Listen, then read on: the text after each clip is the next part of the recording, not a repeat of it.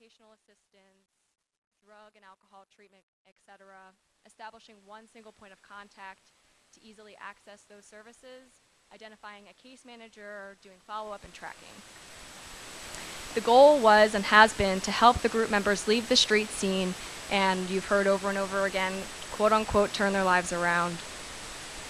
And what we found is that despite these best efforts, it has shown little impact on violence intervention and reduction. And additionally, what we found is that in the majority of our cities across the country who have implemented the group violence intervention, only about 10% of the group members have tried to access services over the course of several years. And when we looked into this further, we found there are multiple contributing factors to this lack of success, and I'll just name a few. One is that traditional social service goals and metrics do not account for anti-violence goals. They're seeking different outcomes. Another is that the core street population has often had negative experiences with providers, and so they're not looking to providers to be part of the solution. Providers often prefer to work with those who are ready to change, and the group members with whom we're working with often are not. And lastly, traditional service offerings can be a poor fit for offenders' real-world situation, which can be very chaotic and dangerous. And so with help from the panelists and other national partners in this room and at this conference, we have made it a priority to face this reality that what we've been doing in this area hasn't worked and to seek a new way. And so this has led us to replacing the original social services framework with one that is broader and carefully tailored to our core street population, its situation, and its needs. And we've begun to call this support and outreach. There are 5 components to this approach, all of which our panelists will touch on as they talk to you about the work they're doing, and I'll just list them for you quickly now. The first is very broad and important, and that is to be sure that we're working to keep our group members alive and out of prison. It's an explicit goal of making sure everything we're doing is intended to keep them safe and on the streets and being productive and active in their communities. Paul will certainly be highlighting this as he talks to you about the community and police response to victims of violence. Next is affirmative outreach, which is deliberate outreach to offenders to foster new relationships and community, which we are lucky we will have the chance to hear from Coda about, from Risco, about as she talks to us about the Council of Thought and Action, or CODA. Next is protection from risk, which involves working to head off violence and retaliation and providing unbiased support to both the victim and the perpetrator of the crime. Next is addressing trauma, which very simply includes creating a structure that can recognize, honor, and address the trauma that the group members with whom we're working are experiencing on a daily basis. And I know for sure all of our panelists will be touching on this and talking about how this is climbing to the forefront of their work. Lastly, and you've heard this from David, is providing the big, small stuff. And this includes the ability to address emergency needs that are not necessarily budgeted for and readily available in traditional social service frameworks, which can include getting help with an ID, assistance with transportation, formula, anything that you can think of that could be an immediate barrier to success. And so we couldn't move this new framework forward without the work of our national partners, including our panelists. They are innovators and in their own capacities have come up with exciting ways to model these new philosophies. And we'll hear from them about the support structures they've put in place, the initiatives they've started, successes and challenges they've faced, and areas they're going to be focusing on in the future. And so I'd like to spend just a few moments introducing our 4 panelists. They all have a long list of accolades, which you can refer to in their bios, so I'll provide a brief intro. And so first is Vaughn Crandall. Vaughn is the Senior Strategist at the California Partnership for Safe Communities. He has previously worked here at John Jay College as a Deputy Director for the Center of Crime Prevention and Control, now the National Network for Safe Communities. Risco Lewis is the Deputy Commissioner of the Suffolk County Police Department, and prior to that spent 19 years as the Assistant District Attorney in Nassau County. Paul Smith, over to my left, is the Public Safety Coordinator for the Mayor's Office in the City of Chattanooga and serves as the Project Manager for the Violence Reduction Initiative, the Group Violence Intervention. And lastly, but surely not least, is Deanna Hoskins, who joins us from Cincinnati. She's the first ever Director of the Hamilton County Office of Reentry. And so I will let Vaughn get started.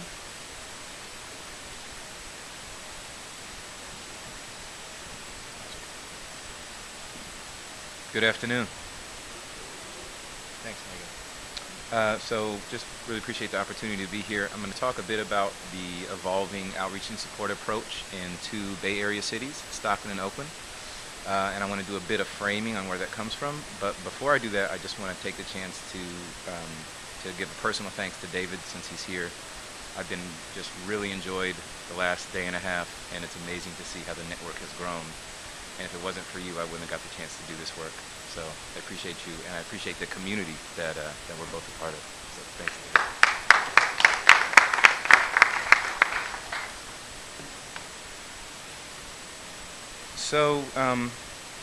So just to get started, I want to kind of connect up this outreach and support discussion with ceasefire, with the violence reduction intervention work. And there's kind of a couple of things that are important in that, I think. So the first is, when we think about the evidence base, ceasefire offers us this way forward on two things that we care about, right? One of them is violence, and one of them is really the consequences of mass incarceration for young men of color at risk of violence. So going to jail and prison over and over again. And we know from the systematic review, we've got good research evidence that we both can have these community level safety improvements and at the same time significantly reduce recidivism. So there's something in ceasefire that's mattering not just for the community but for individuals. Another thing that evidence base calls for is really to be in partnership. I mean, it says, and I think the research record is clear on the outreach side as well, individual agencies and actors working alone, they just don't have enough power to affect the change that we want. And so in the same way that I think ceasefire calls a range of justice system actors and community folks to come together, if we want different outcomes for young men at highest risk of violence, I think it calls for service providers, community actors, and outreach folks to work together strategically. The third thing is that I've come to the place anyway where I really believe that the direct communication itself is a key mechanism for behavior change. It's not the only thing, but if we take seriously all the stuff that we've been talking about procedural justice for the last couple of days and the evidence, it really says, you know, there's a role for formal services, there's a role for outreach, and there's also this role for a risk and procedural justice conversation, and that's an important component of a change process.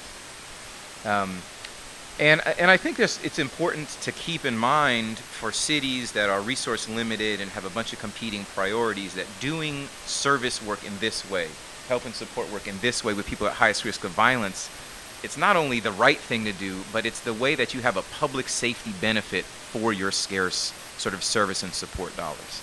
That's one of the reasons it's so important to work with people who are at highest risk of violence. At the same time, I think what I've come to learn is that the change that represents for a lot of sort of service and helping organizations is as significant as the change that ceasefire can represent to a police department. So it's not a small ask, but it's a worthy ask. So sorry, that's my computer, not the pointer. So with that said, with those things in mind, in Oakland and Stockton since 2012, we've been working with ceasefire partnerships in both cities, and I see Ben McBride here from Oakland, to develop an outreach and support approach that kind of is built on these ideas. In both places, the partnerships have three explicit goals for their work together. They want to reduce community levels of violence, they want to reduce recidivism among young people at highest risk of violence, and they want to improve relationships between law enforcement and the community. And so really what I want to talk about today is really B. So what's the individual lens of that partnership work? And again, it's really specifically designed with these twin goals of helping young men at highest risk of violence in a way that contributes to community safety. So when we think about that, we want this outreach and support approach that makes more progress, that works better for young men at highest risk of violence. We're guided by a couple of important principles in that. And so one of them, and probably the first most important one, is to focus on people at highest risk of violence right now. And I think there is a tendency in a lot of communities to think about kind of primary prevention as the way to get at this problem. And I just think the place that we've come to is we have to work with folks who are at risk of violence right now, have a community safety benefit, and by saving their lives, I think we do a lot of the important work of primary prevention, because their younger siblings and the people that are connected to them don't experience the trauma of their violent death, is one way I would say it. I think the second one is, so if we focus on those at highest risk of violence right now, then harm reduction really becomes our immediate goal, right? The risks that these guys are living in their daily lives are so extreme that we've really, before we can have a conversation about formal services, we got to figure out, how do I keep you safe and out of prison in the near term? And I really have to think strategically about your risks and how to manage them. And so I think the third one with that in mind is to say, what gives me the leverage to get a young man at extremely high risk of violence to do things differently? And I think fundamentally it's a trust relationship. So a lot of the near-term work that we've been engaged in and supporting and working with our partners on is how do you do that? How do you build a relationship with a young person who's at high risk of violence right now? And I think the fourth one, and I'll blame my Mac for the numbering here, is just that, you know, fundamentally we really think that the procedural justice research is right, and so we want to engage with these young people in a way that they feel respected and dignified and have a voice in the process and can say back to us, we know that you're serious and I trust your commitment to keeping me safe, even if, you know, everything isn't working perfectly. So with those principles in mind, kind of what is our program? What's our theory of change? And so it's four pretty simple things. So first is we want to identify folks at highest risk of violence through ongoing and intensive analysis. I'll talk a bit more about that in a second.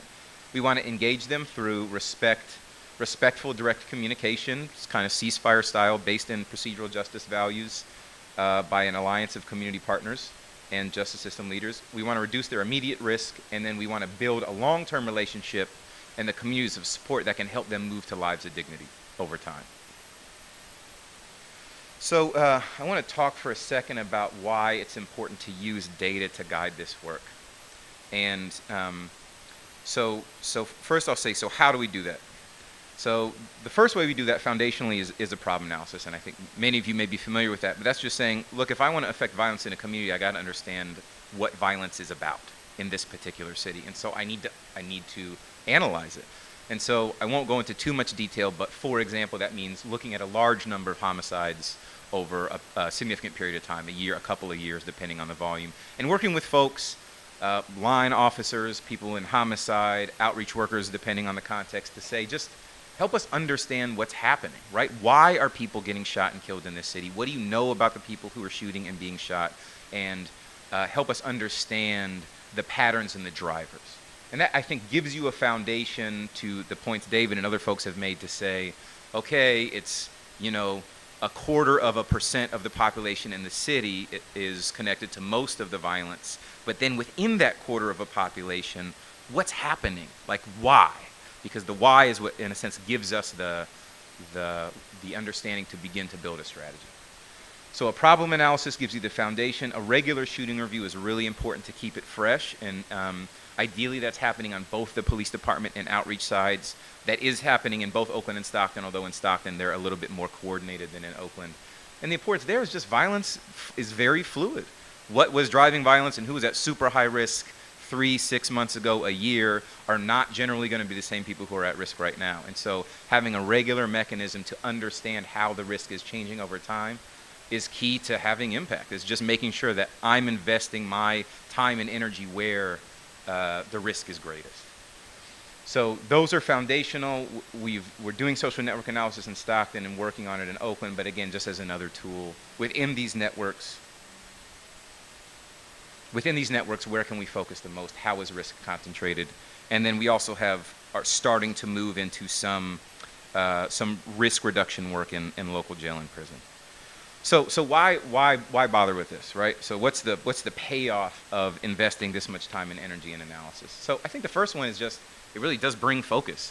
It says not only is it not everyone, but the concentration of risk is so tight that it enables this kind of direct intervention work that we've all been talking about. But I think equally important to that is, so the research says I need partners, right? If I'm gonna have a shot at making a difference, I gotta have partners. But in order to work in partnership, especially across enforcement and community lines, we have to have a shared understanding of the problem.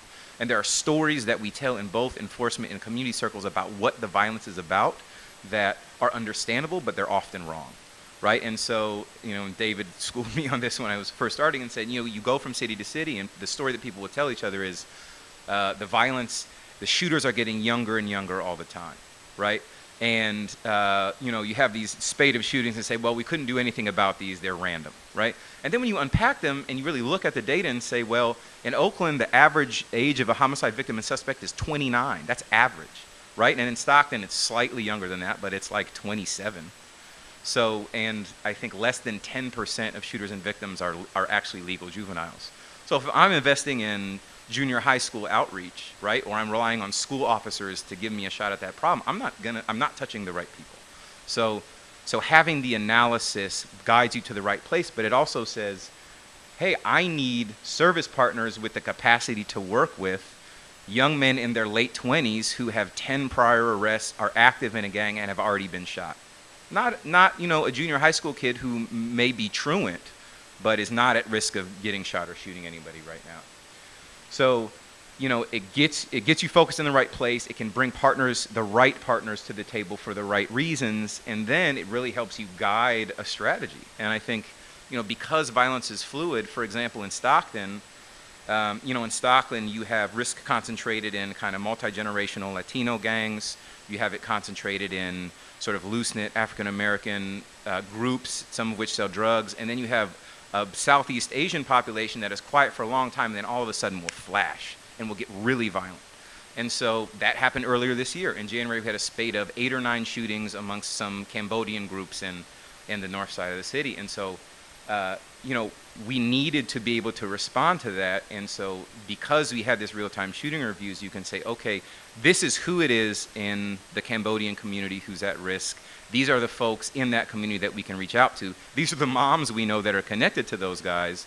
And we've got a Southeast Asian street outreach worker in Stockton, and he goes out to do that work, and we followed up with some custom notifications. But the analysis is what makes all that possible in real time, right? Because you're responding to the shift in risk. And then finally, I've got this tight concentration and I'm following the risk as it changes. It just lets you invest your scarce program resources in the right place. Like, I'll talk in a second about cash incentives. I've really become a big believer in those. Or even barbecues. I'm going to do barbecues, but I want them to be intentional relationship building strategies. But hey, there's 100 parks in Stockton. I could do a barbecue anywhere. Where do I want to do a barbecue that it's going to buy me some relationship? And so I think, again, the analysis guides all of that. So I'm going to run through some of this quickly because I think other folks have touched on this already. But there's different ways to do the communication. Call-ins, sorry, moving my computer not on site. Call-ins, custom notifications, increasingly in California because of realignment, most folks are doing time in local jail, which has some serious downsides, but the benefit is you can engage them locally and kind of help folks manage risk as they come home. And so we spend a lot of time trying to do the communication right and trying to do it at sufficient scale that it'll translate to a community reduction. Okay, so here I'll spend a little bit of time. So, and Meaghan, if you don't mind, just let me have about 5 minutes. Okay, so we've identified the right person. I've got some partners organized around them, and I know that they're at super high risk right now. Okay, so what's the plan, right? So one thing that we learned is I need a relationship anchor. So somebody's got to grab a hold of this guy. Let's say the communication opens up a window where he's thinking a little bit differently about what's going on. He said, hey, yeah, I'm kind of in a bad spot. Maybe I should think about some help or some change. So what we've realized is the best person for us in that situation is somebody with a kind of a hybrid outreach worker and case manager skill set. So somebody that's got a sense of how the street scene works, how this guy's connected into it, and the risk issues, but at the same time is also an effective problem solver, like somebody that can get a warrant hold released, somebody that can take the guy to the DMV and get him a license, somebody that can go to a probation officer and say, this is not the time to violate him, or in some cases, maybe this is the time to violate him, or to parole, you've put this guy in a situation where he's at risk of getting killed. I need you to change his supervision location, for example. So somebody that's got both of those skill sets and has really got a 10-person or less caseload, so can do a lot of in-person contact every week. Like ideally, we like to call it a daily touch. Somebody that's got a daily touch on a guy who's at super high risk right now. So then I really want them working on risk. And so one of the things that we've developed is a thing called a safety plan, which is it's like a case management plan, but it just sort of forces the issue of risk. So what are this, right now as we stand here today, what are this guy's top 3 risks of violence and incarceration? And so what's your plan based on that, right? And so sometimes that looks like what you would expect in a regular case management plan. Hey, he's generally at risk, but I need to build some cred, so I'm going to get him a license, and that's going to open up a door for us to talk about some of these risk decisions. In other cases, it says, hey, I can't do anything. I got to get him out of the neighborhood right now. Like, I need relocation money right now. That's my strategy. So it just keeps us focused on the near-term objective, which is safety. So at the same time, ideally, folks are working on, in a lot of cases, mediation at the group level. In Oakland, you got some role differentiation, like there's case managers who handle the individual work, and then outreach workers work on kind of the group level. In Stockton, folks do both. And then I think, like I talked about already, some of the near-term trust building stuff is really around just saying, hey, I can help you in concrete ways. You got legal issues right now, I can help you deal with those. You shouldn't go to this place, I can give you something else to do. You need to put some food on the table, I can get you a bag of groceries, I can get you some Pampers, etc. Just things that where the guy's saying, hey, like, he actually understands my situation, he's actually doing things, even if they're small, that say he's really in my corner, and I will consider maybe taking some bigger steps, because this guy's shown he can deliver for some stuff I need. And sometimes it's simple like, hey, a guy got shot, I'm picking him up from the hospital, I'm going to take him back for his follow-up doctor's appointment. Like, simple stuff that in the eyes of the guys really matters. Okay, so I'll just skip through this and spend a little bit of time on the incentives. So if we've got the guys' risk stably reduced, then I want to move towards sort of longer term community support stuff. So thinking a case management engagement of 1 to 2 years, that second year is probably a step down to like maybe a more traditional case manager who maybe doesn't see him every day in person, but a couple of times a week probably. Standing up some support groups. We've got one working in Oakland now. We're working on stuff in Stockton, which is in a lot of ways guided by kind of this work that Risco's been doing on CODA. We work on some mentoring stuff, some educational and social development. If anybody's interested in this, I'd encourage you to look at the Richmond ONS Fellowship. They've been doing some outstanding work in this area. And then so stipends. So I think one of the things we realized is that if you want folks in this situation to engage and stay engaged, one of the easy things that you can do is pay them. So, you know, I'm not just giving a guy a bunch of cash for no reason, but saying, look, if you'll show up, if I can incentivize you to come to these support groups or make some progress on your case management stuff or do other small things that are keeping you engaged in this relationship, it's a good use of $20 or $40 or a $50 gift card, and it's surprising how little it has to be, and you can actually ask the guys. We asked them, like, how much would it take for you to show up for meetings like this? And it was less than we thought. I mean, on average, it's like about 40 bucks.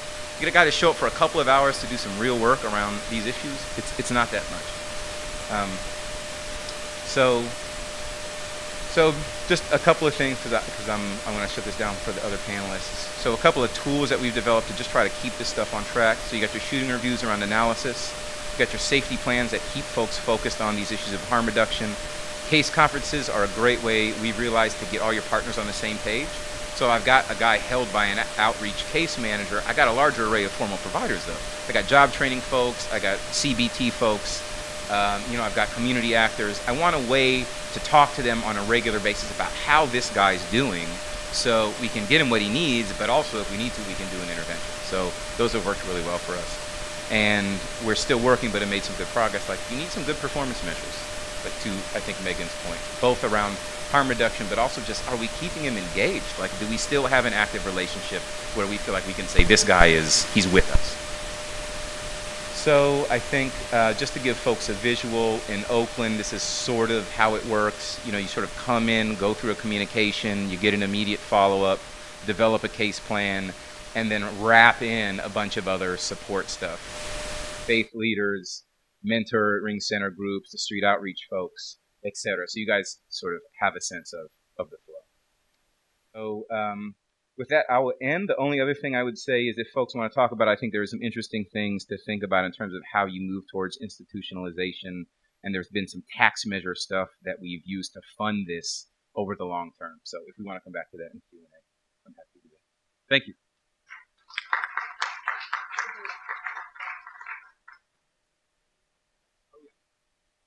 Sorry. So yeah. So the outcome stuff is preliminary, but as I understand it, so in Oakland, I think we've had about 300 guys come through the communication. Our yes to the help offer now is about 80%. Recently, it's closer to 100%, and I think a lot of that's been around the procedural justice changes to the calling and the communication. So we get a lot of guys to say yes. Our retention numbers we're still trying to figure out, but I think we can keep at least half of the guys engaged for sort of at least a 3 to 4 month span. But again, that because the cohort stuff, it's taken a while to sort that out. But anyway, in Oakland, from the beginning to now, as I understand it, it's, about 15% of the guys have been rearrested for a crime of violence.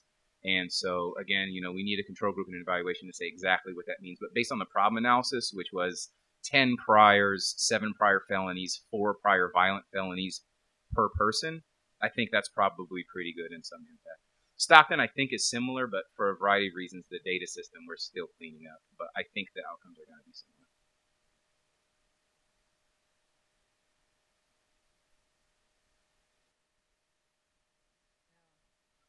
I'm not very good at these things, so let's see how this goes.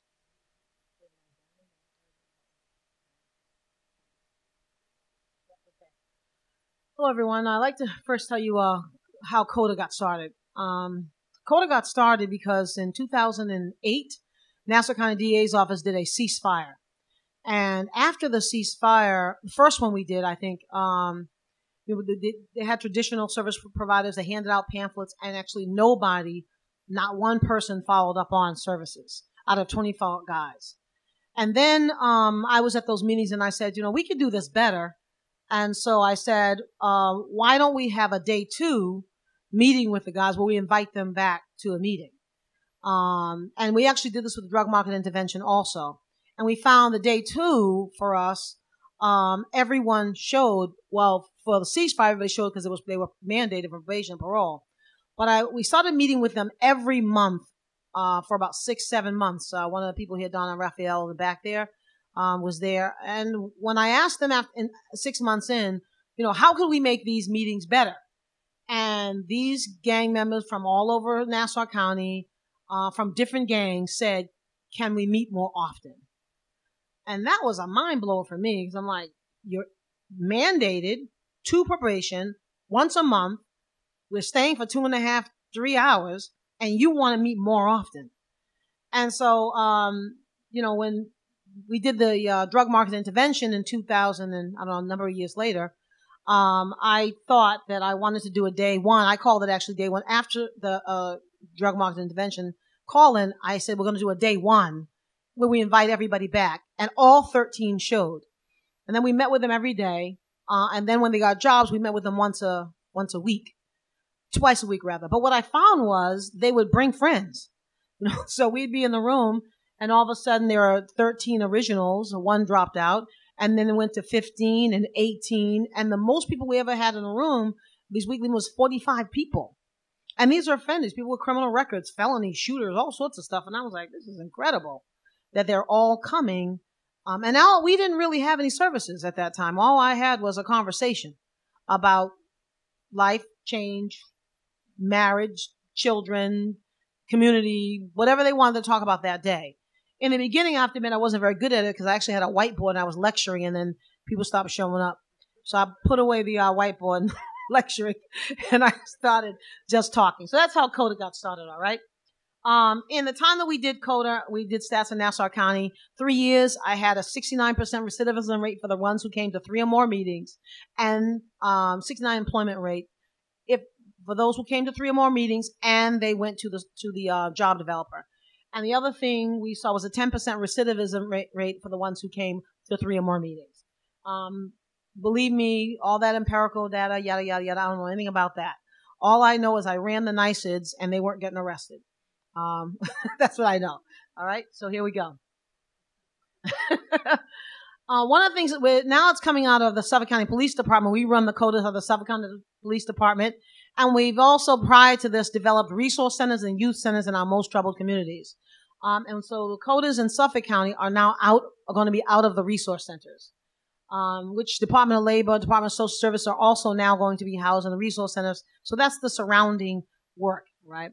Now, CODA is about inclusive community, so one thing you need to know is not only do not people with criminal records can come into the room and are encouraged through probation, parole to come in the room, and it's not mandated. Police come and sit in the room. Probation come and sit in the room. We have a CODA member who's a dentist. Anybody can come and sit in the room. We have people in Wineish from the school board. Anyone can come in the room and sit because it is a community group. It is mainly people with criminal records, though. This is our motto. Our thoughts become our actions. Actions become our habits. Habits become our character. Character becomes our destiny. And the most important thing, we'll keep going, but that's the motto of CODA, and that is the process of change. So everything in CODA is about concepts and applying the concepts to your life. And how I got this is in law school, you learn facts. Actually, as a prosecutor, facts plus law equals your verdict. And so I started thinking about the facts plus the concepts equals change.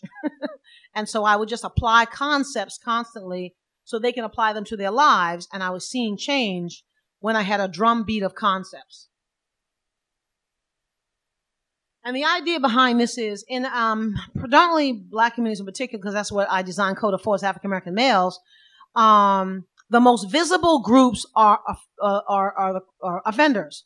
And I mean just that. People are currently offending, selling drugs on corners, drinking on corners, selling drugs, the shooters. They're always visible to the community, to children.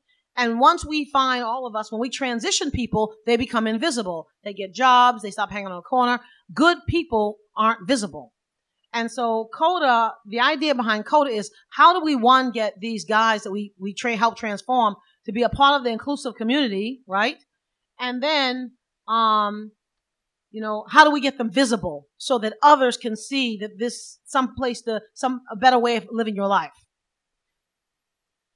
So we identify the chosen few through ceasefire, a call-in, custom notifications, police department, community saying these are the hot people. We invite them. And we also just leave the door open to anybody. And so once you identify the chosen few and you do the custom notification ceasefire and you have CODA set up, the idea is you get them to join CODA. And that's the idea behind the inclusive community, that police, the community, and those formerly incarcerated former offenders are also a part of that inclusive community. Now, this is the most important thing. A lot of times I found we do two things with people who have criminal records. We bribe them or we beat them into submission. We punish them or we bribe them. And CODA is something different. It's saying that by helping them transform their minds, they will change. And that's all. Giving them a right mental state, giving them the right information so they can change their own minds. And not only will they change their minds, they'll bring others to you. And that's what I saw when I went to 13, from 13 people in a room to 45 in a room. So what is CODA? Council of Thought and Action. It has three aspects. One, individual development. Developing a new social network with a clear moral code. And the third reason for CODA is a visible grassroots movement that amplifies the moral voice. The individual development is done through corporate plan. Social network is the room and circle itself and the language that goes on. And the visible grassroots movement is what we do in community thereafter. All right, so CODA concepts. We also use business language. And the reason why we use business language is African-American males in particular. I would say I have 3 daughters also. Young people today like business. They like the idea of being entrepreneurs. And so all of the language of CODA is based upon business, corporate plan, board of advisors, and such. So it taps into the cultural affinity for entrepreneurship. It analyzes the present situation and teaches them to reframe situations. Business language is personally impersonal. So you get very personal with a person when you ask them who's on their board of advisors. You really mean your mentor, who's in your life? Sometimes people don't want to answer that question, especially populations we're talking to. But if you ask them who's on your board of advisors, it just seems very impersonal, but it's a very personal question. And then the last part is these mantras, that we have mantras in CODA, so we have a shared language. Just like gangs have a shared language, police have a shared language, every industry has a shared language, CODA has a shared language. And the idea of the language is the counter to criminal thinking, criminal concepts, but also, I would like to say, the false narratives of the African-American community. So one of the things is the they concept. They are out together. They are trying to hold us down. That language we counter also. 3 elements of CODA. Corporate plan, rocks in the backpack, higher ideals. So the corporate plan is for that individual development. Rocks in the backpack is what we call, how do you transform your emotional intelligence is what it is. Developing emotional intelligence. What is my purpose and my duty? What was I born to be? And how do we rethink ourselves and within our community? I was talking to someone early today, and they actually said the same thing I say in CODA, which is the first rule of the ghetto is get mine and get yours too if I can. And so we want to transform this language that's being used and transform it into something more positive thinking. And that's why higher ideals has to be there. What is in the corporate plan? It's a written plan. So CODA is a room. People come in. Anyone can come in. You sit in a circle. You say your name and how your week's been going. There's only 3 rules, which is 1 mic. Facilitator controls the mic. No cursing. If you curse, 25 push-ups on the spot. We don't take credit. And the third one, Julius, I'm drawing a blank. Facilitator controls the mic. What's said in CODA stays in CODA. There we go. Those are CODA people, right? Right. So, yeah, the 11 points on your corporate plan. So it's a written plan. The first night they get taken out. So every CODA has 3 people, 2 in the room, 1 outside the room. Person outside the room does the corporate plan. Job, career, housing, you look at every aspect of their lives, and they come up with a 45-day plan just to do 2 or 3 things. Now, what this does is gives them immediate language of CODA. It immediately gives them something to think about and how to live their life. Most people in these populations are survivors. How many of us have heard that language? I'm surviving. And we teach in CODA that surviving isn't living. And this is how you learn to live. Big, small stuff. Finding out what people's needs are. And helping ID and cutting those corners. So the 2 people inside the room, one has to be what I like to call a shot caller. Someone like myself who can make those connections for people, make those phone calls. And the other person is usually a person who has a criminal record that can help them transition in the room. Because there are times when people came in the room, they won't even sit near me. Never mind, talk to me. They're not going to sit next to a prosecutor or a deputy police commissioner. And so you need to have the person who has walked the walk in that room. And then you have to have that person outside the room who can do that corporate and knows the resources that are available to connect that person to their own lives. And the most important thing about CODA is we say that once you're a member of CODA, you need never be alone again.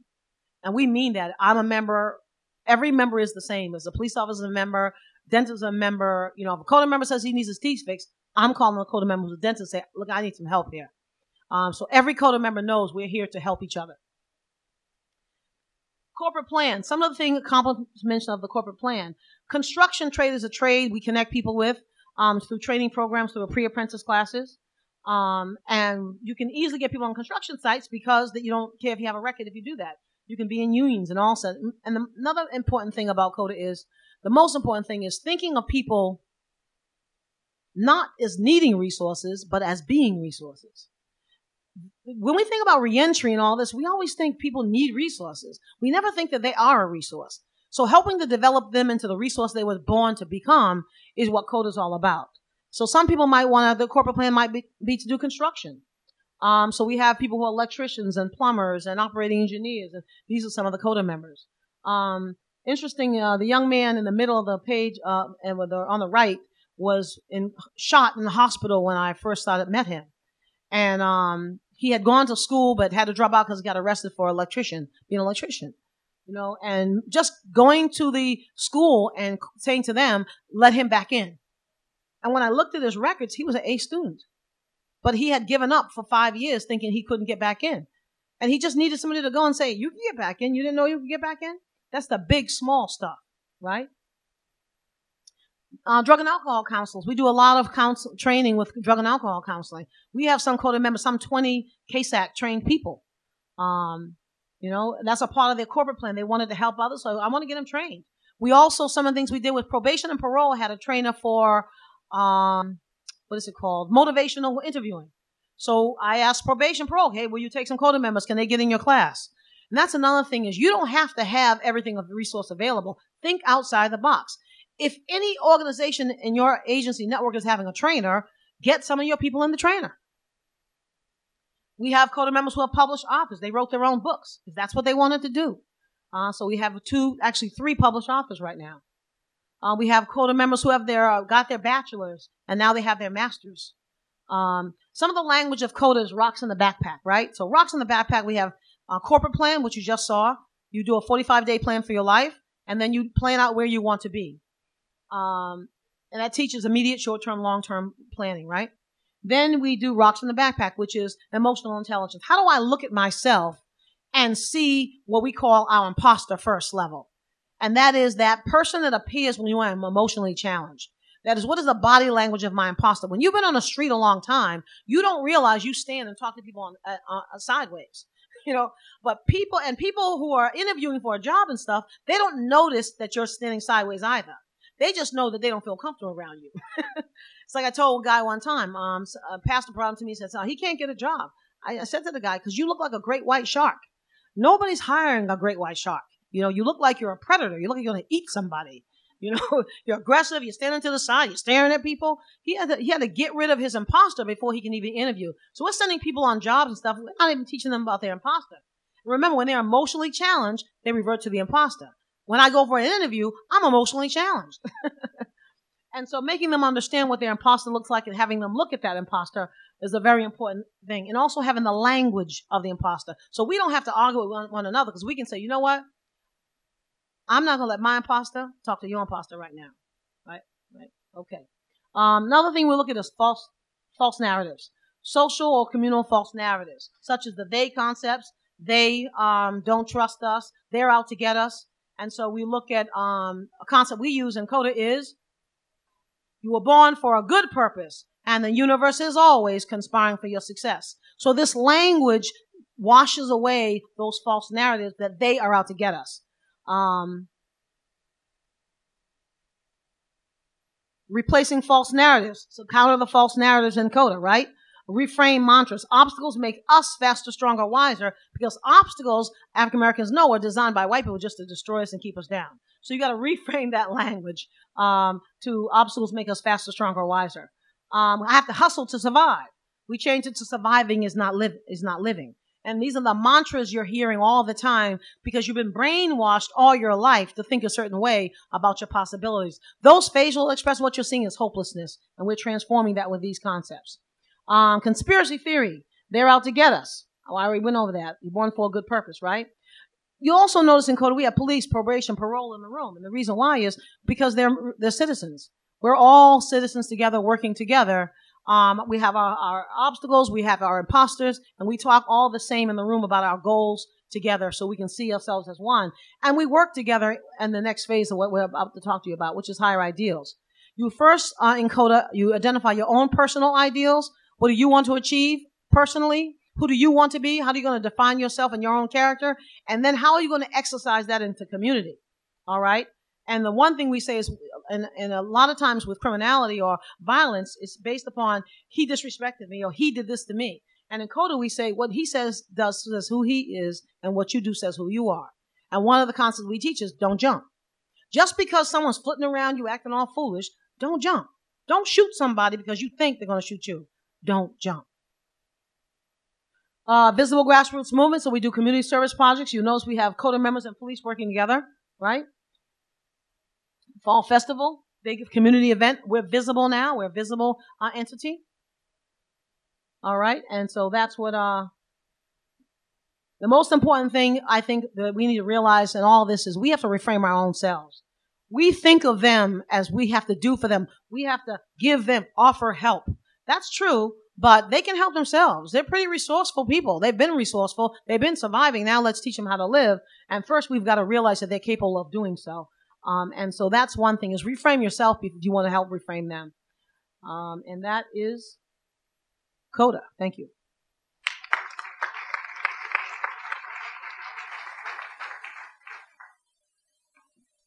Okay, great. I get to follow Risco. My name is Paul Smith, and as soon as they get us ready, we're going to talk about our work in Chattanooga. In Chattanooga, we are working with police, all law enforcement, FBI, ATF, DEA together, and we also work with probation and parole. We also have community outreach workers that we have trained, and we brought them together to do this work. And so for us, support and outreach looks like community involvement. I'm a school teacher, so excuse my transitions. So it all begins with that custom notification. You'll see here that it's not even a police officer in the frame. The guy behind there is the guy's neighbor from 6 doors down. He's his grandmother's neighbor, and he came with us on the custom because we asked him to, because we wanted to reach out to the individual who was going to be receiving this custom. And so our custom notifications look like this. You have a community. I'm at almost all of them, and you'll have police there. It's not just everybody from the police department. We have captains and higher who are going to be at these custom notifications. We've also taken our chief to some and assistant chiefs to some of our custom notifications, depending on how high level the guy is, because these guys respect power. When power comes in the room, they recognize, uh-oh, power's in the house. And so most of them know me because I was a principal, high-profile principal in town, and they all know I work for the mayor's office. So I've gone in the room, and they've said, "You're the mayor?" No, I'm not. I'm just working the mayor's office. So at these custom notifications, we give a strong message. That message is the community is not going to tolerate this violence. And that comes from that community member. Also comes from me, but police say, look, we are tired of standing over crime scenes of young black men, and we know that the shooter's a young black man. So for us, we have those that we do routinely every week. Then we also have those customs where we respond to violence. And there are a couple of those. One where we respond to violence, we know the victim side. We may not always know the shooter's side, but we know the victim side. But we have a good idea of who the shooter is. So when we go to them, we tell them right off the bat, first thing, call off the retaliation. And usually like, what retaliation? Man, we know who shot you. Come on, man. We know, here's what your Facebook page said just before you got shot. Here was his response. And here are the folks who are chiming in. And here are the folks who are cheering them on when you got shot. So we know who. Well, I can't control these younger guys. They always say that. I can't control the young guys. These young guys have their own. Okay, well, if you've got power, if you've got pull, call off the retaliation. Well, what if something happens to him that I can't control? In our opinion, everything that happens to him, you can control. You guys ought to be their best bodyguard because, and my speech is just about the same, if a tree falls on him, we're going to think you saw down the tree. If he's hit by a car, it was your boys driving the car. If he's struck by lightning, you prayed for it. And it was your dog that bit him if he gets bitten by a dog. And so what our message is that we know what's going on, and if there's a retaliation behind this, you will see us again. And when we say us, it's not just law enforcement, it's not just government, it's the community folk. And so we give a strong message to those individuals. At the end of each call-in, we hand them a card. The card looks just like that, and it asks them, are you ready for a change? And we ask them to take us up on services. We give them that card, and if they call, we immediately start to work on their PTSD. You'll notice here that I have present. These guys aren't dealing from post-traumatic stress disorders. They're dealing with present traumatic stress disorders. They have to go home to that environment every day, whether it's the girlfriend's house, the baby mama's house, the other girlfriend's house, grandmama's house, whoever's house it is. They have to go back to that every day, and they're dealing with present traumatic stress disorder. I can't stress that enough.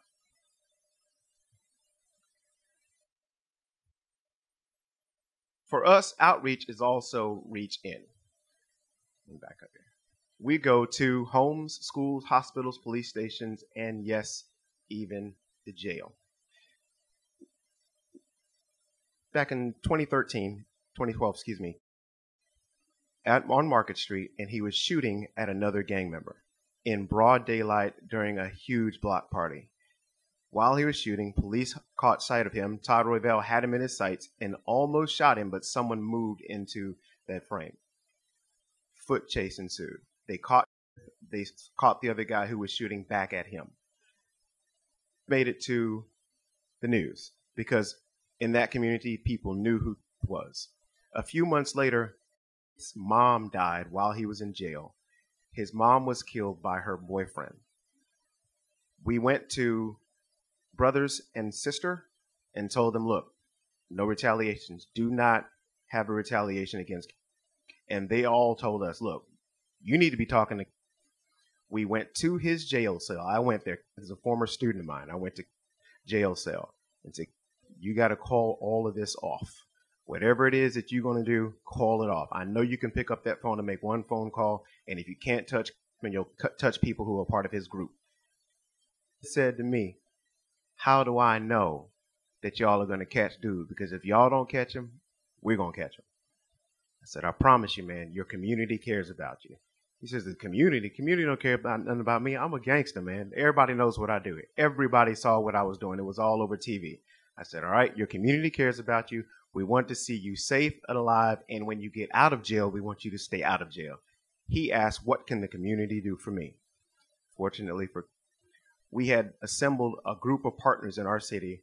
We reached out to the philanthropic community and told them that we want to handle something called the big, small stuff. We handed them the white paper that David had and his team had put together and told them, look, these are the things that matter most to guys. And there were a list of things on them. One of the things that and his family were going through, they didn't have insurance on mom. So he said, if the community really cares about me, have them hook us up. We paid for mom's funeral.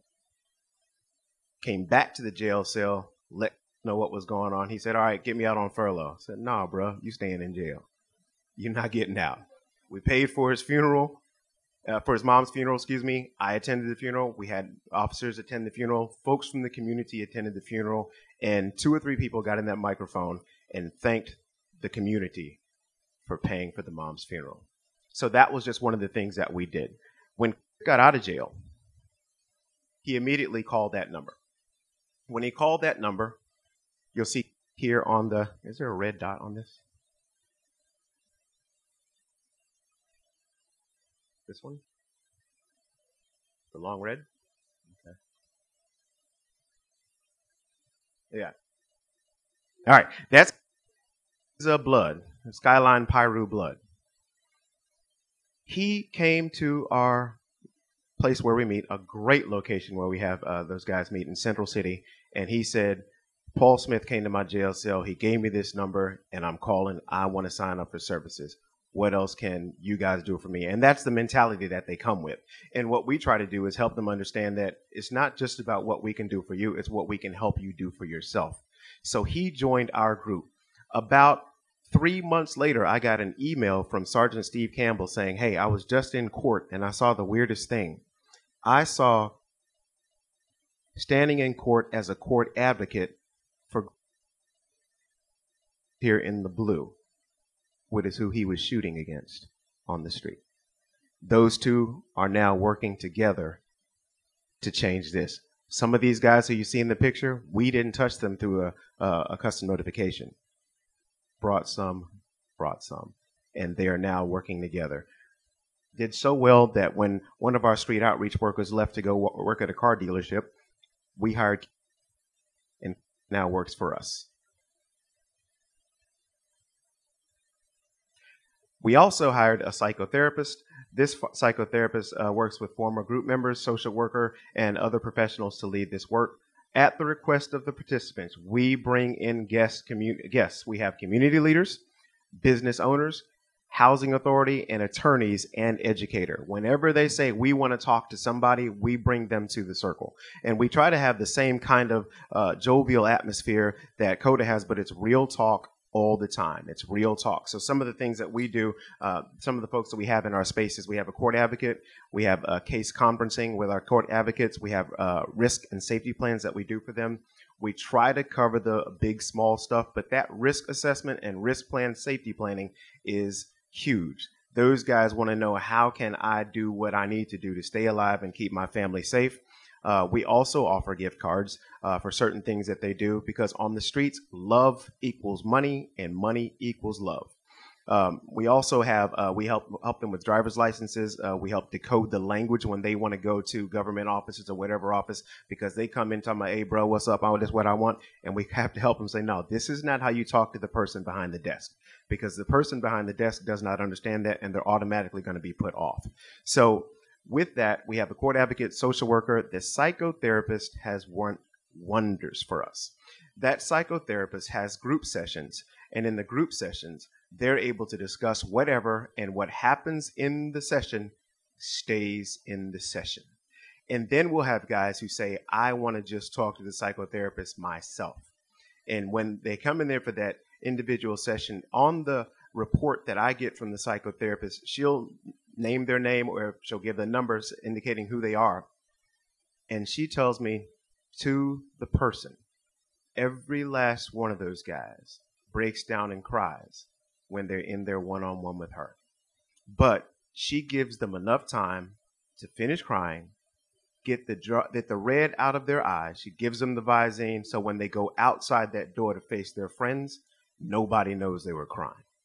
But she has not had one who has not cried in her office. And almost all of the guys, all but one, have said that they have indicated they didn't know really the terminology, but they grew up in homes where domestic violence was the norm.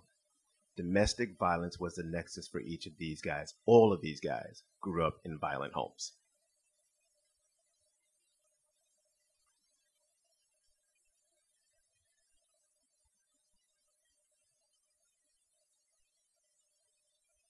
February 14th, I received a call from a community member telling me that one of our guys had been jumped on the street. We went to see in the hospital. I immediately called Captain Vaughn. We went to go talk to him. I asked him, can I take pictures of you? He said, yeah, man. Took pictures of him. He had been beaten so bad that first responders thought he had been shot. When we went to go see, we asked him, look, hey, man, you're part of our group. Tell us who did this to you. Son was left without a father. And when you see son in the background, she was one who was pregnant with one kid and had a kid by a guy who we'd been working with, and he was killed. And so we took a community member and a CPD officer, went to Toys R Us, bought a bunch of toys, bought something for the unborn baby, and bought things for son. And that was a part of our community and police response to victims of violence. We asked her what she needed, and as a victim, we have bought groceries. We have brought her things to help that family out, and she tells the story of how police and community came together to help her. She's just one of many stories. So when we look at this, Lieutenant Tammy Cook is the one who intervened that same day with a community member, and now is one of the biggest storytellers in the street about how police are all right. The baby here in the picture is Baby. And 3 other victims were shot on January 10th. One of the victims was a student of mine. She was killed. And Baby was shot in the back. She's going to be paralyzed for the rest of her life from the waist down. And so when we interacted with and her mom, we had another community and police responders to victims of violence. One of our community members who went with us to visit in the hospital, we got the mom, we gave the mom an assumed name, put her in, got her gift cards, got her things for the family, brought her a change of clothes. We did everything we could, toiletries, you name it, that we did for her, and then connected her with the assistant DA. All of these at the same time. The community member says, hey, I've got something I want to give her. He pulls out a Cabbage Patch doll. And the Cabbage Patch doll's name is spelled the exact same way. Everything we had done for her mom just forgot about it, and all she cared about was that Cabbage Patch doll. And so when community members have heard about this since then, we have community who are calling us after every shooting or anytime there's a victim of violence saying, hey, how can I be a part? And we literally have a list of folks that we're having a waiting list who want to come and be a part of community and police responders to victims of violence. This initiative has really brought the community together, and the community has come together from all walks of the community, from the mountain to the valley. Everyone wants to come and be a part of this community and police responders to victims of violence. Because if a group member has been shot, our custom notifications have turned into, you've been shot, call off the retaliation. We still say that, but you have been victimized. We would like to connect you with the Victim Witness Assistance Program through our Assistant District Attorney's Office. And all we're asking you to do, call them, and they'll help you with whatever it is that you need. But hear the rest of your community. At those meetings, when we have those guys now, we have GMs who have come in and say, yeah, I've been where you've been, bro. And we have individuals who come in and say, just let us help you too. When they see that show of help and support, we've had 3 more of those guys testify in court against their assailants because their new community comes with them to help. This is the 2 mothers that I was talking about earlier. That's Lieutenant Tammy Cook. She's with them because she made a deposit into our community account. This lady, again, part of our CPRVB, she came out when after every shooting, we go to the neighborhood and we do knock and talks. This lady came out and said, hey, I have a bullet in my house. It's in my microwave because the bullet had pierced the outer wall and hit her microwave, shattered it. We came in, I took a picture of her instrumentation panel on her microwave, went out the next day, bought her another microwave, called the police up and said, hey guys, let's go over to her house. We brought her a brand new microwave and the instrumentation panel was kind of close to what she had. I saw her pastor at a clergy koinonia meeting 2 weeks later, and he was mad at me because we got to her first. We helped her out first. So he's like, man, you scooped me, man. You got my church member before I did. You trying to pastor this lady? I'm like, nah, man, I'm trying to go out for drinks with her. So our nonprofits, social service providers, United Way, Goodwill, government, you name it, they come to monthly meetings, and we have these people in and out of our great space that we have for the guys, and we meet monthly as a subcommittee. We also do case conferencing and things like that. We have community partnerships. We do neighborhood walks. Anytime there is a neighborhood that is very violent, we try to do 2 community walks at least per month. And usually it's police, clergy, and members of the community, usually the neighborhood association person, and we go out with them together. We have barbecues. Anytime there's an enforcement action, we have a barbecue, and we have it in the neighborhood or in the shelter. It was raining that day, so we went inside to the community center that day. This is one of my favorites. Healing from both sides. We got parents and grandparents together who had lost kids to violence, and we helped them create a support group. And those folks came together at a meeting. We had 130 people at that meeting, and they came together. They had pictures of their loved ones, set them on the table, and as a part of our community and police response to victims of violence, these folks all came together to talk about their loved one. We are memorializing them talking about their loved ones on camera. We're making a documentary just for them. These folks, out of this, we have 2 new speakers at our call-in, because they wanted to tell their story to the guys. And when we have gone to visit victims in the hospital, visit victims wherever they are, they now go with us. Both of these women lost children. One mother stood up at our meeting and said, her child killed my child. We both lost someone. We both need to heal, and we're going to heal together. That set the whole meeting off. And lastly, we have, that looks like just a regular housing authority. It is. We set up an office because I wanted to keep everybody together, but I wanted folks in the neighborhood. So we set up an office with Department of Corrections, CPD, social worker, street outreach worker, and the Chattanooga Housing Authority Police. They all now operate out of an office together in the West Side. So they have come together. We are all now in 2 or 3 different spots, and we all meet together right there in the neighborhood. Anytime there's anything going on in the neighborhood in the West Side, we're already there. And what happens now, the West Side, we also bring resources and other things. The West Side now appreciates our presence. We just got this going. We'll see what the data says on that. And here's our data. We kicked off March 20th last year. Clients with needs, 367 between March 20th last year and March 20th this year. You'll see the data since. Number of needs, 897. Previous March 20, after March 20, 170. Number of needs met, 520 before March 20, 157 after. 297 received services from the service provider. That's the clients receiving services. That's year to year. Since March 20, 57. Number of services received, because some of them have multiple services that they need. 740. Pre-March 20, 183 cents. Achieving employment, 116. Now, please don't think these guys are CEOs or anywhere. These guys, they start off in temporary work, and then we go temp to perm, and a lot of these guys get place construction as one of their favorites. GEDs, 43 clients pre-March 20, 15 cents. 4 have actually received their GEDs this year. Records expunged, 22 pre-March 20, 6 cents.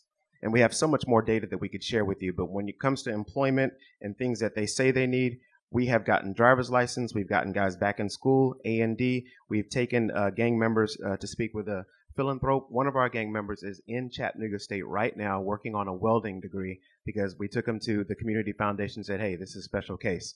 The community foundation guy pulled out his black card, went with us to pay for the guy's tools, enrollment, everything. And he said, as he's a success story, bring me more. You make him a success story, bring us 3, 4 more, we'll continue it. Also, they are now helping to fund our CPRVV, which has grown bigger. I wish I had more time to talk to you guys, but thank you.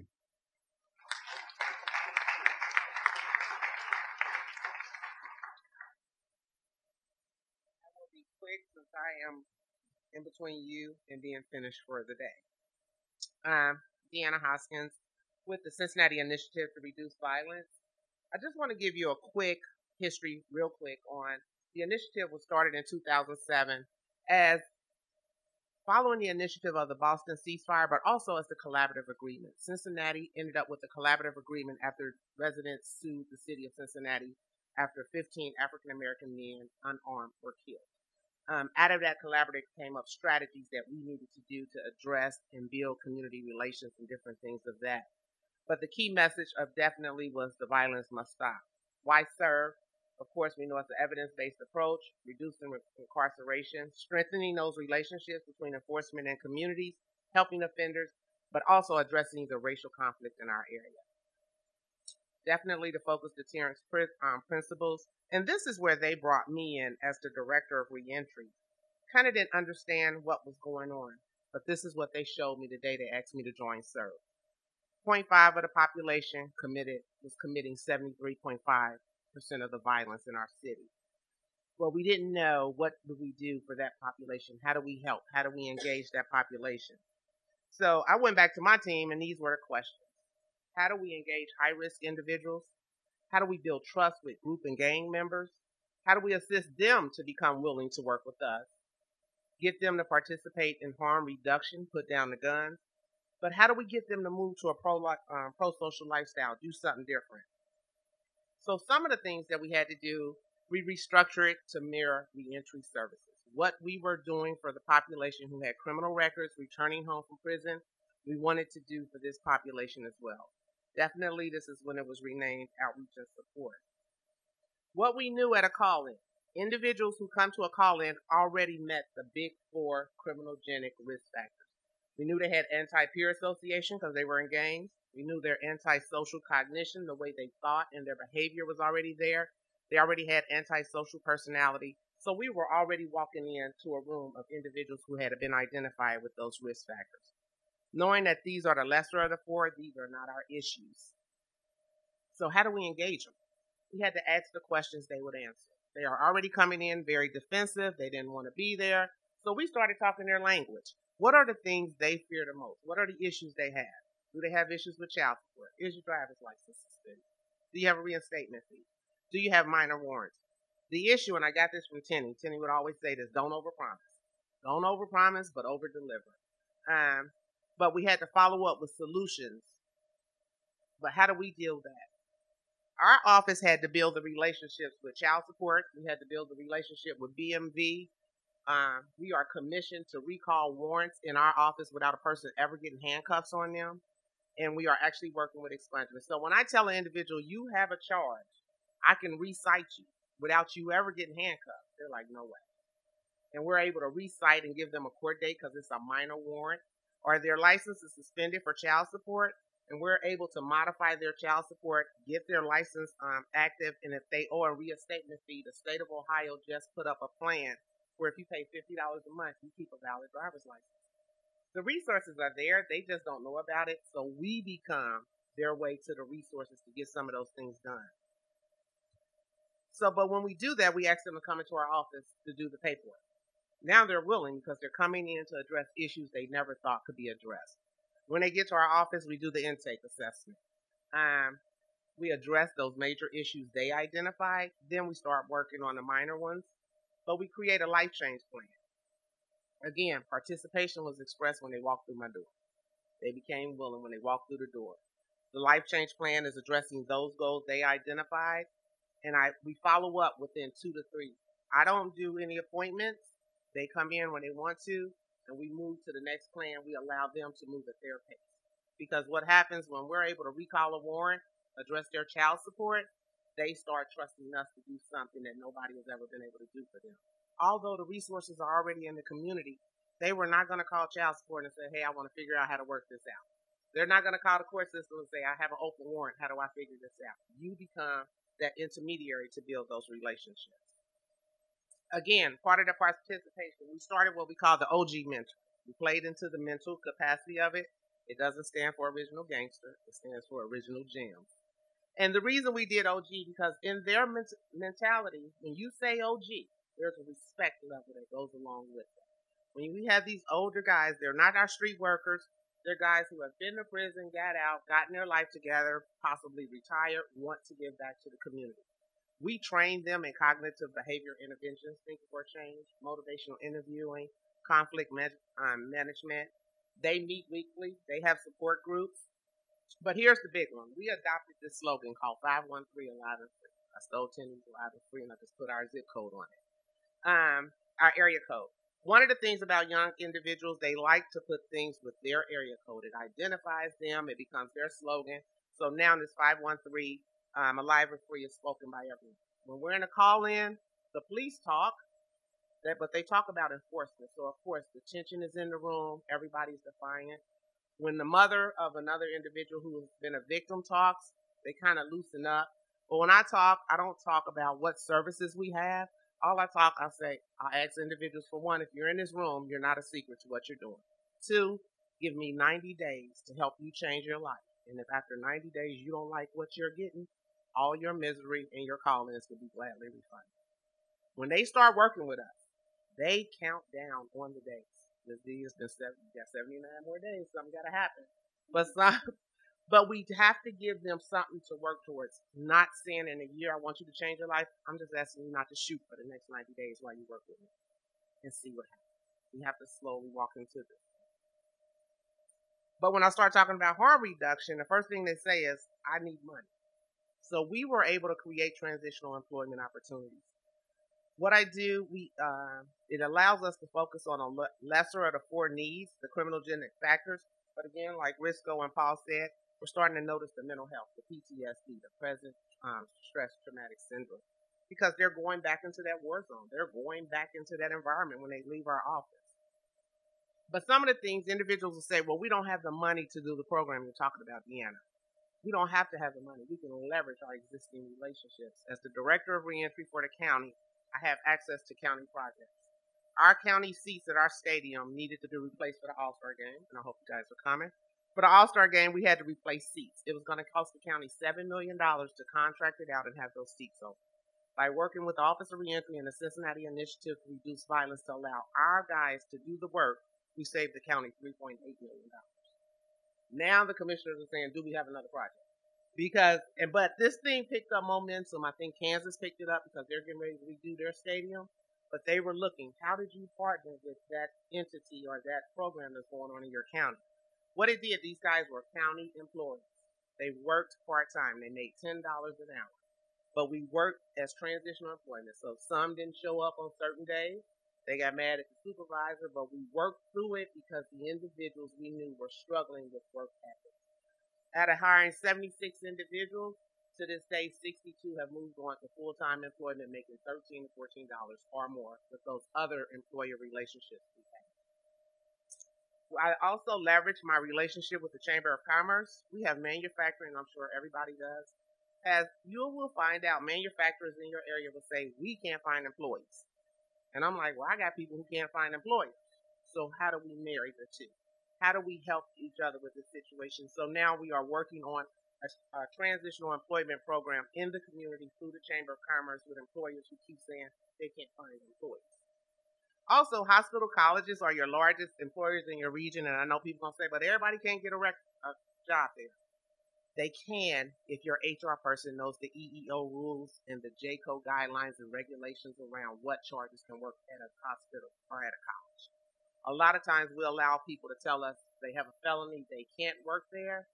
There are rules and guidelines, and if any employer has a blanket policy around no felons, they are outright discriminating. Although felons are not a protected class, there is a clause that says you cannot outright discriminate against a disparate population when making hiring decisions. And when you say no felony records, no arrest records, you are outright discriminating against African Americans and Latinos who are arrested and convicted at a higher rate.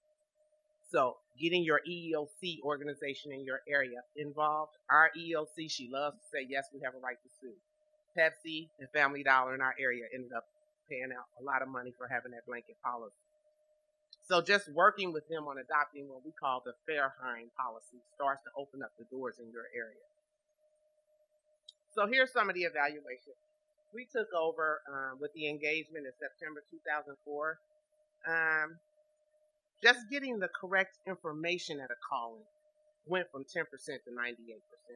Based on that sheet of paper that we use about, do you have child support issues? Well, you got to give me your name and your social and your address because I can't look it up to help you if I don't have the right information.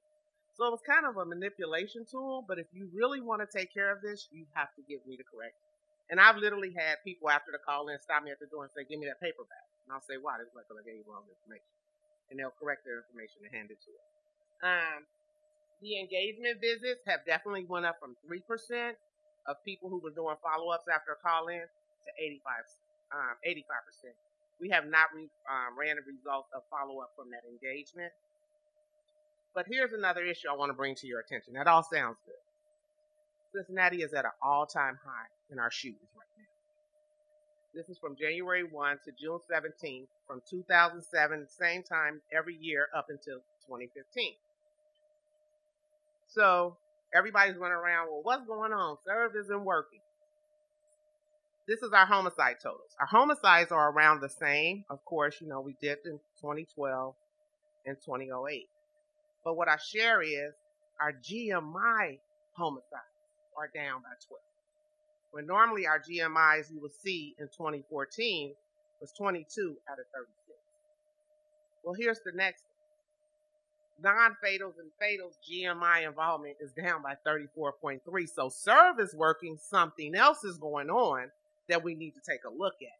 Because when we look at the identified group and gang members that we work with, who we've identified being involved in shootings or homicides is down to 34.3, while our shootings are at an all-time high.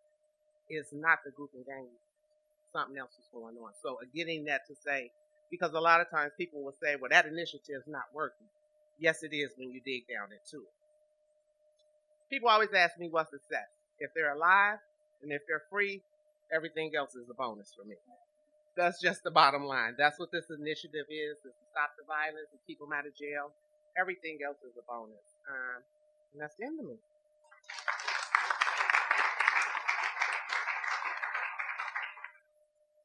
Thank you all so much. And I know we are scheduled to end at 3:30. We're going to push it just a little further. Our next session isn't until 4, which is the closing. So we're going to give some time for questions.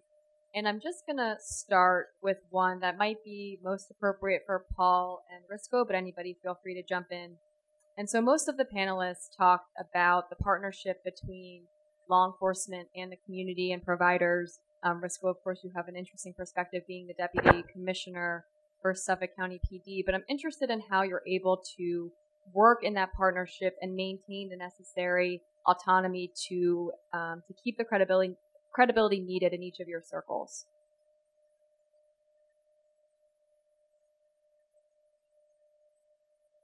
I like to first say I started as a prosecutor, and I think that one important thing is a lot of times we say meet them where they are, and what we do when we do that sometimes is we follow their rules. But our goal is not that we follow their rules. Our goal is to get them to follow mainstream society's rules because it's better for them. And so that's why the reframing is so important. it doesn't become a problem because I'm always reframing what they think about police by bringing police into the room. And sometimes we have heated discussions with officers about, how individuals feel about police. But ultimately, the humanity comes through and people have nice conversations. Does that not mean that there's certain officers the group might identify as problematic? But that's good, because what we're saying is that guy's problematic and that guy's problematic, but the entire department is not. And certainly the officers, this officer, are very good. And so I don't find it's a problem in that my goal really is not, and I'll leave on this point. Officer said to me recently, he says, Deputy, now that the streets really see you as really great. They see the work you're doing. And I said, then I'm not doing a good job. Because the job is not that they think Risco mentioned Lewis is good. The job is that they think Suffolk County Police Department is good. And so that's my answer. The goal is for them to see the department differently in general, and for us to see them differently in general. Most of the exact same. But one thing that we do, once we galvanize the community around responders to victims of violence, you had those do-gooders who just wanted to do good, and then you had folks who really cared. And so once we were able to get the community involved in helping police show that the community cares, we've had, like I said, we have a list of people that we have to say, look, we're full this time. We're full. We have it this time. We'll call you next time. And folks are just lining up to be a part of it. Now, our social service providers, and I hate to call them that, our providers, all come together and we meet at one place. And that table that you saw, we have a monthly meeting of the grass top leaders, and then we have grassroots folks whenever we need to. And so one of the things that we've done in going to hospitals, like Penny said, you got it. While they're in trauma, we try to provide our own trauma-informed care with the social workers and those who come in and kind of help us with responding to these guys. But when they say we need help, when we put out the call to help for the community, try to do it through the police department, because for us, we're trying to make sure that the community, particularly the hood, sees the police as legit. And so when we send help, we send police with them. When we've gone to our toughest cases, when we've gone to the hospital, I take the chief with me. And when they look up and see the chief, and it's not just the victim, it's grandma and them, other folks, and you'll see them, they're taking out their phones and kind of sneak a picture, or they're standing next to us like they're really doing something and taking that side selfie so they can put it on Facebook. What that does is, we're like, oh, don't put that on Facebook, you won't get them killed. But what they do is they're just so happy that the chief has walked in, and then they let other folks know, hey, the police department is here and they are helping. Usually they forget about the social service provider. They're thinking it's the police here, and the police have brought such and such to help me. So let's open it up. Thank you. This question comes from something that Paul said, but can really apply to everyone. And I'm interested in whether there's been any experimentation technologically in terms of getting people to contact and take up services.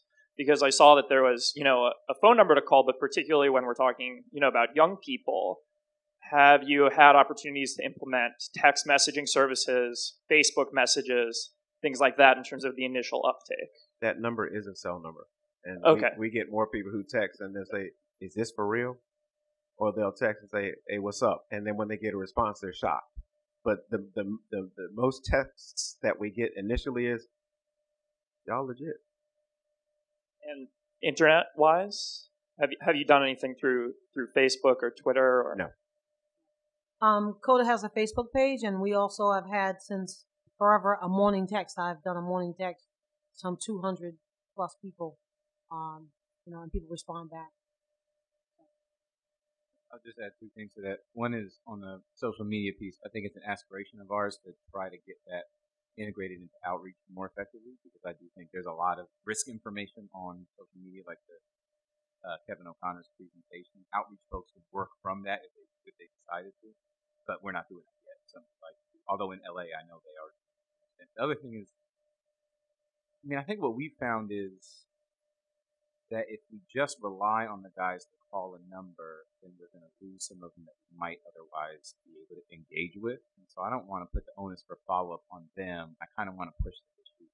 So in the contact, the thing we try to make sure that I can get a good number as a way to get a hold of the guy, but I'm not going to, in a sense, wait on him. We try to have a 24-hour face-to-face contact after a call or a customer notification, and then repeated follow-up. And then there's always some guys who, in spite of your best efforts over a period of weeks and months, say this guy's just not going to engage, and if you figure his risk level is low enough, then maybe you let it go. But if it's a really high-risk guy, like, I want to push the issue. I want to let the guy know I'm not in it for anything other than to have a relationship with him that keeps him alive. And sometimes that takes a while. And I don't want, in other words, you get my overall point. So I don't want to put it on him.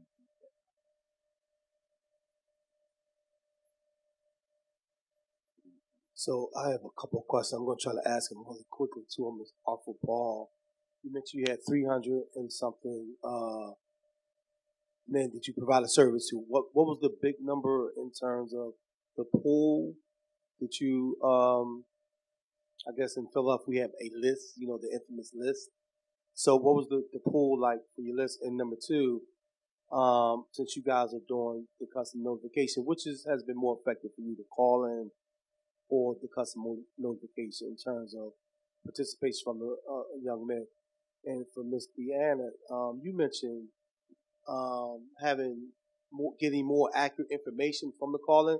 So are you saying that you guys actually do kind of an intake thing at the call-in? What can you just kind of clarify that for me? What kind of process were you using to gather information at the call-in? I'll start. Our list, the things that the guys come in and say they want is a job. But for us, we have to help them understand, bruh, you don't need a job right now. You need some job skills and job training first, because 9 o'clock doesn't mean 9:15 with an excuse. And so we try to help them with the process of getting a job, how to come in for a job interview, and how to actually win your job, because we're not going to just hand you a job. One of the things that we found initially when we didn't provide enough training for a job, after that second paycheck, those guys would quit. And so we had to keep them engaged, and then we'd have meetings after they get home or after they come back. We'd have meetings about the job. We debrief what they did on their jobs. But what we found most folks need expungements, transportation. We have a cache of CARTA bus passes that they earn and work their way into. And usually when we give them the bus passes, it's not for them, it's for the girl. So, because, man, I ain't getting on no bus. They'll put the girl on the bus. Oh, and the other thing is childcare. So we really work with our providers and agencies to help them with childcare. And then just keeping them engaged. We always follow up. Every call in, we follow up. Every custom notification. I love the ones where influentials are present because I get everybody's number. And say Ruben is the guy who we're out here to talk about. Everybody in the room, we galvanize the room. Let's become Team Ruben. Because grandma's sitting there saying, yeah, boy, you shouldn't be out there. I'm going to slap the taste out your mouth and they'll fuss at him in front of us. Sometimes it's lip service. But what we'll do is we'll call up and say, hey, look, I got the lawyer on standby waiting to talk to him about his free expungement. He didn't call the number. So they said, well, he's over at his baby's mama house. Okay, we're on our way over. No, the other baby mama. And so we get that kind of information. Well, what's her number? And while we're collecting contact information, we show up where they don't expect us to show up until they know we're serious. But whether they call or not, the violence will stop. And if I may, just for a moment, are you trying to get a sense of the overall group population and how many people have engaged? Was that part of your question? So I'm sorry. I was just kind of rolling through stuff in my head. David Kennedy teaches that you're going to probably get about 10% response, when you do these call-ins. And I was like, wow, does that mean they, call in like 3,000 people? So I was just kind of curious in terms of what the pool was. That's a conversation of the past. We get about 70, 80% of our guys call. 90% of our guys, they'll come in. That whole conversation about they don't take services. Wow. It was a truth then. Right. It's a myth now. Okay. Because they do take us up on the offer. And then when the other guys go out in the street and say, look, bro, this is what I got. Right. Some of those guys in that picture, we never touch them. They're brought in by guys who got what they asked for. other. Yeah. But both are successful, to answer your question. Customs and calling. So for us, one of the things that we do when they're in a holding area, when you're doing a call in and they're in a holding area, I go in and kind of break the ice. So I kind of start talking to them about some of the issues. I know you got child support issues because you got this baby mama who got mad at you when you with that baby mama. Everybody took and they start laughing. But we talk about those issues, and those issues are real. I talk about driver's license suspended based on child support. You can't make your payments. So you get them in a conversation, and I hand out a half a sheet of paper, and it simply says check yes or no. Do you have child support? Or your driver's license suspended? Do you need a reinstatement for your system? But on that paper, in order for me to help you, I have to have your real name, your real social, your real phone number, your real address, your real date of birth. I can't help you if you really want me to help. And like we said, that's the thing of the past. I get 98 to 99% correct information of engagement walking out of the room. Because it's addressing their little things to us, but they're big things to them. So I guess that means you go into the call-in after that, and then you do the follow-up with them regardless, based on the information you already. Here's the strategic part of it. In the call-in, I do talk, but when they come into the office and the follow-up from that paper is done by my staff. Because if my staff runs into an issue, I'm the one they call in to make it happen. So what happens is when they struggle with an issue, they be like, I need Miss Meaghan. She can make it happen.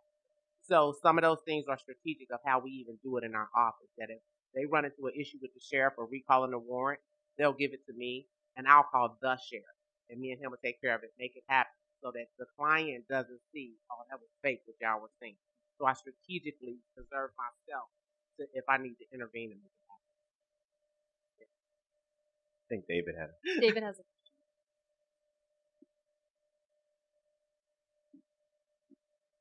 So just to underscore how important this is, they have figured out what people really want.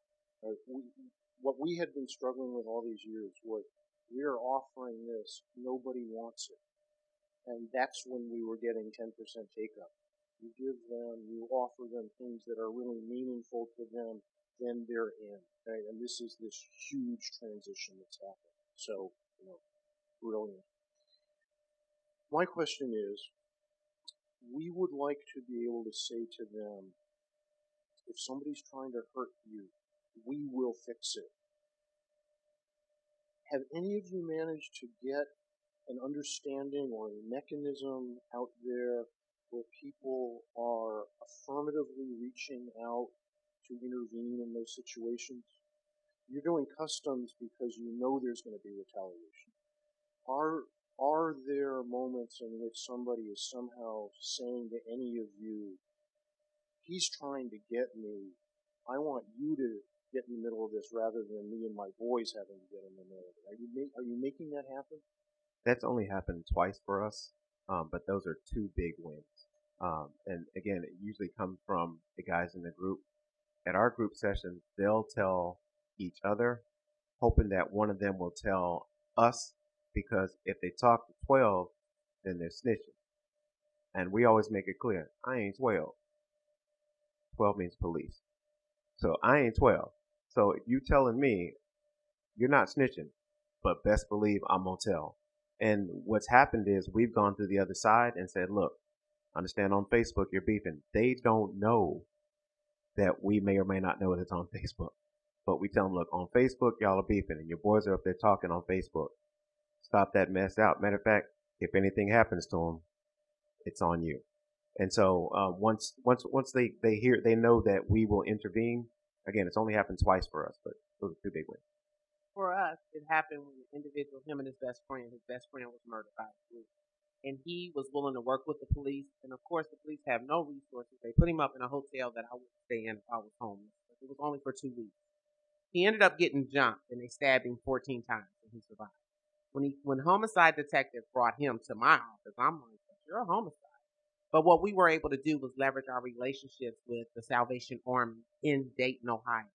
And we were able to reach out, and we actually started exchanging individuals where their salvation would take our people, and we started reaching deeper into Ohio. But we've only had that happen a couple of times. That individuals actually came to us and said, I'm in fear. Something's going to happen. Now, once we had CODA, I find that like you said, they'll help each other first. And so CODA members have had, actually, they brought in a guy who was actually shot. He had bullet gone through, and he brought him to CODA because he was going to be killed. And so they wanted to mediate that situation. That happened. I can't tell you the number of times that happened within CODA where somebody comes, they bring somebody in because they're going to be killed, or they bring the information in that somebody's doing the killing, to say, you all think all this is about this, but it's really gone over there. And we've tried to get it mediate, but it's not working.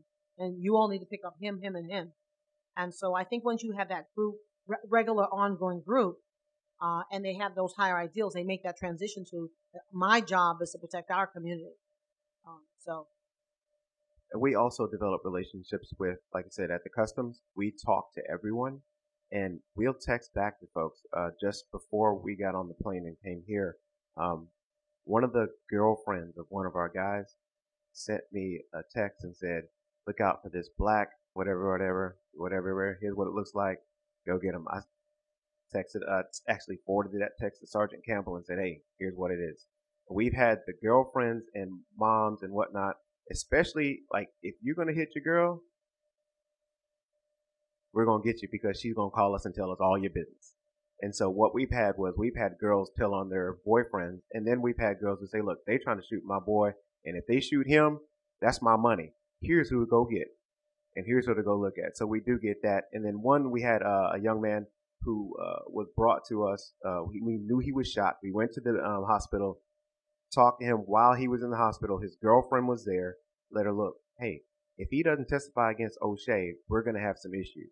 And I'm not asking him to come say O'Shea shot him.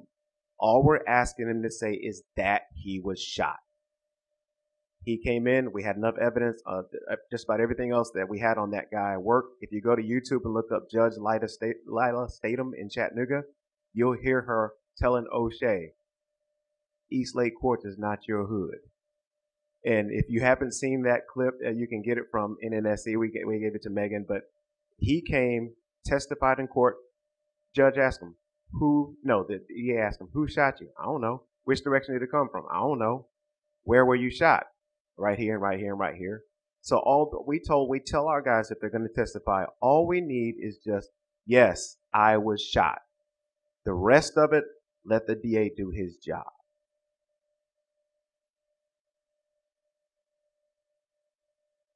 David, I'd add one thing to that, which I think is goes to some of the stuff we've been talking about this whole time around the legitimacy piece.